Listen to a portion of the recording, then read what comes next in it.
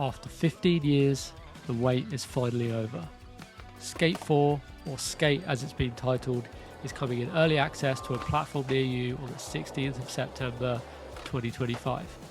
And while I wish I could sit here and tell you that they've delivered the true successor to the almost perfect Skate trilogy from the mid-2000s, that would be a total lie.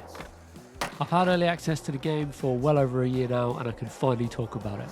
And while EA did get some things right, they got a hell of a lot of things wrong. And while I'm going to be fair, I have to be honest. So here we go. And I want to start off with what I think they got right. The controls. The OG flick technology, as it was dubbed in the original trilogy of the game, is still here, but this time we have two control schemes.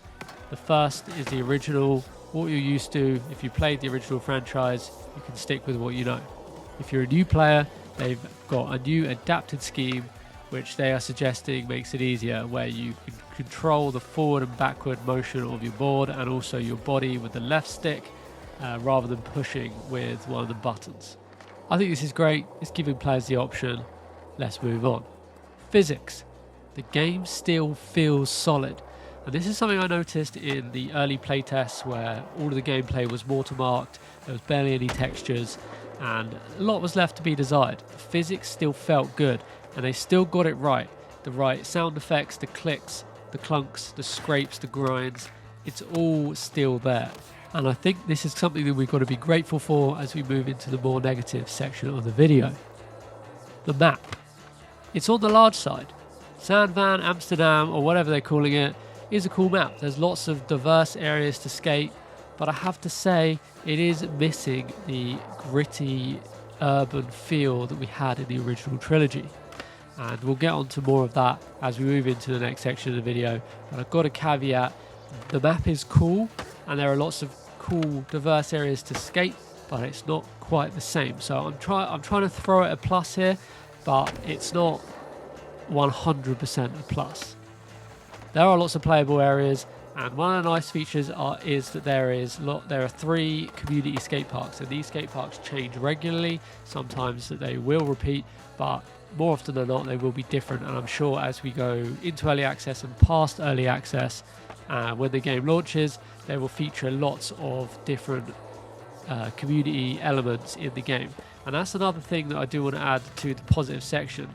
It's a very social game, and there are a lot of players around. You can join in with their sessions, you can follow each other to different spots, and you can just generally have a good time. And I think that's something that EA were really going for with this new addition to the franchise.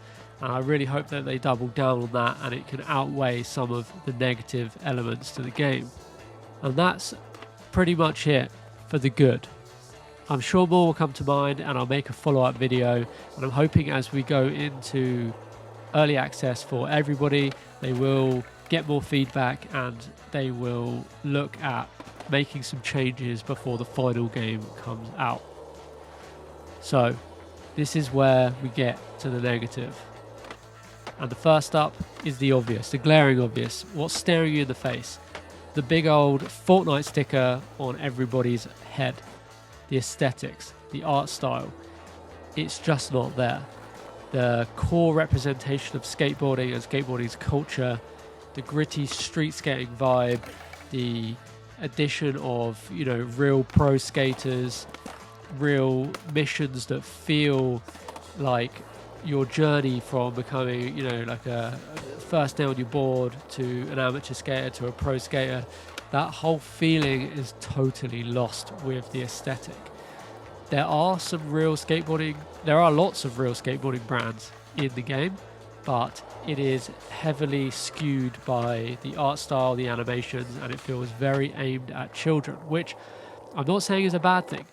Skateboarding being in the popular eye, in the attention of, or having the attention of, the younger generation again, and getting more eyeballs is not a bad thing for skateboarding generally. I just think that they have tipped the scales slightly in the wrong direction. It feels like a mobile game, it looks like a mobile game, and I think that they are really missing a trick on the nostalgia train by not continuing with the same gritty aesthetic, and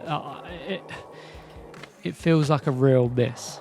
Obviously, this is just my opinion, but I've got to voice it, and I know that this opinion is shared by others. There is still time to rectify it, and I really hope they do. There's no reason they need to go down this route. They wouldn't need to change much. They just need to give a bit more of a grounded feel in the aesthetic of the game. Next up is a very controversial one, microtransactions. I'm not generally against microtransactions, but I want there to be an option where you can earn cosmetics and you can earn additional items in the game through playing the game. If you want to spend your money and you want to get things faster or quicker and they are for your pleasure and you're going to get pleasure from them, then all good. We need to support the game. We don't know what the list price of the game is going to be yet. We obviously want to ensure that it's supported into the future, and I think microtransactions are a great way to do that, but it feels very gamified, very much in the wrong direction, and I really hope they dial this back. The in-game currency should be earnable in-game and not just paid for.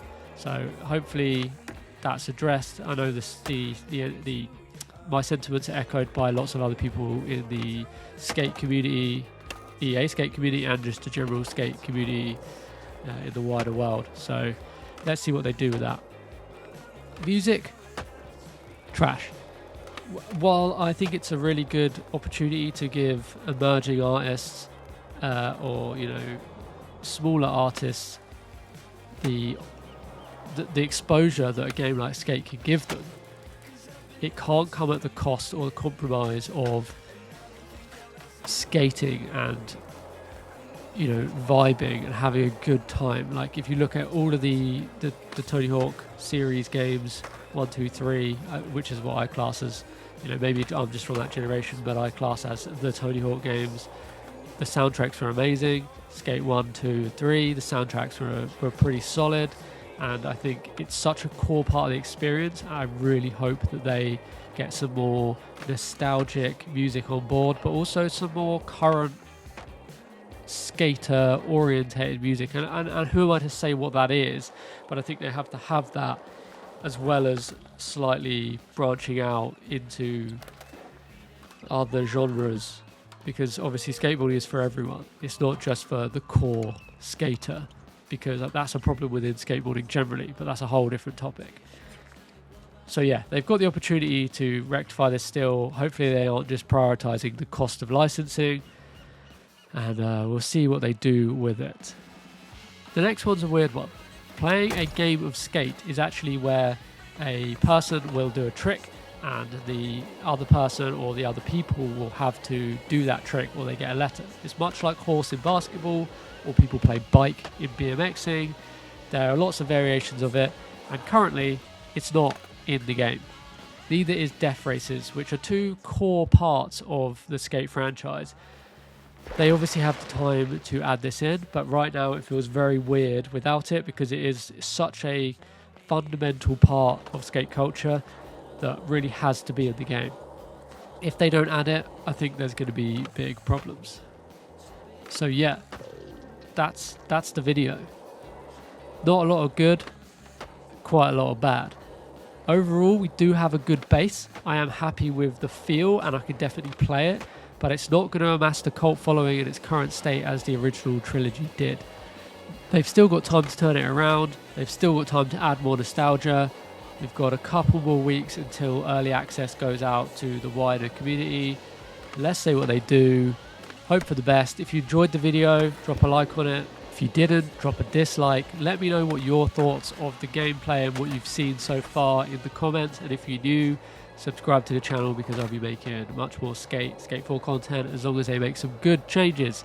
Primarily an FPS channel, but I do cover shredders as well, the snowboarding game. So drop a subscribe and I'll catch you in the next one. Peace.